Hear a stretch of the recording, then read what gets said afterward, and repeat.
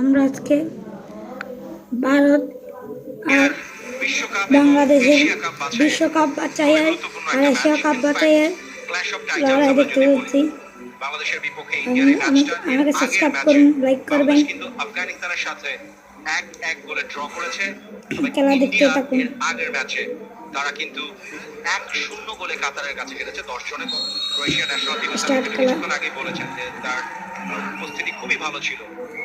Backline থেকে ছোট ছোট পাসে ওঠার চেষ্টা। সন্দেশ জিঙ্গা রাইট, আমরা ইনিশিয়ালি তিনজন ব্যাকলাইনের প্লেয়ার সন্দেশ জিঙ্গা, চিঙ্গেল সানা সিং এবং শুভাশিস বসু, এই তিনজনকে দিয়ে আমরা দেখতে পাচ্ছি তাদের স্টার্টের শুভাশিস বসু তিনি সেন্টার ব্যাক হিসেবে আগের ম্যাচে খেলেছিলেন। এবার একটা কাউন্টার অ্যাটাকে উঠে পড়বার চেষ্টা ইন্ডিয়ার। দন্ত সিং অনেকটা চেস করে কিন্তু পৌঁছে গিয়েছিলেন সেই জায়গাটায়। নবম মিনিটের খেলা চলছে দোহায়। রহমতের লম্বা করে চোর, সেখানে রাকিবের প্লে, এবারে সুযোগ আছে তারিক কাজী। বলটা পেতে পেতেও শেষ পর্যন্ত পাননি। একেবারে শুরুর দিকে বাংলাদেশের জন্য আর্লি স্টেজে ভালো একটা সুযোগ।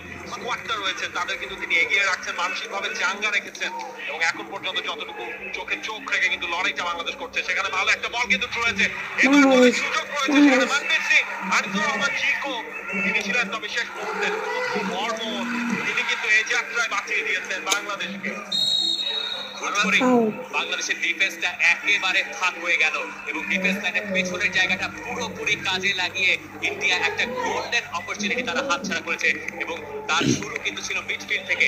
ব্রেন্ডন ফার্নান্দেজ একটা চমৎকার বল থ্রু করেছিলেন এবং সেখানে জামাল ভুঁইয়া, মানিক মোল্লার কারোরই অবস্থা নেই, সব এটিকে মোহনবাগানের ওয়ান অফ দা ব্যাক লাইনের মেম্বার ক্লিয়ার করলেন এক্ষেত্রে রহমত মিয়া। এখনো কিন্তু ইন্ডিয়ার পায়ে বল আমরা দেখতে পাচ্ছি, মনবীর দিয়েছেন সুনীল ছেত্রীকে, চমৎকার দেয়া নেয়া সুনীল এবং মনবীরের মধ্যে।